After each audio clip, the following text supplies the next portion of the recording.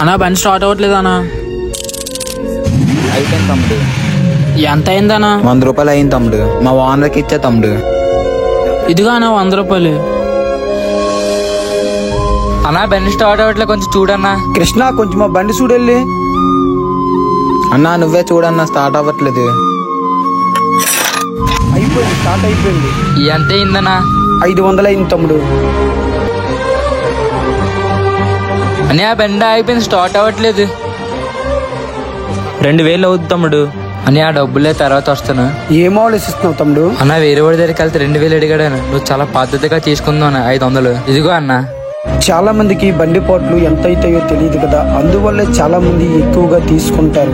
కానీ అది పద్ధతి కాదు తమ్ముడు. ఎందుకంటే మనం ధర్మంగా ఏదైతే సంపాదిస్తామో అది మాత్రమే మనకు నిలబడద్ది, అంతకన్నా ఎక్కువ మన దగ్గర ఉండదు. అందుకే నేను ఎవరి దగ్గరైనా సరే అలాగే తీసుకుంటాను. చాలా థ్యాంక్స్ అన్న.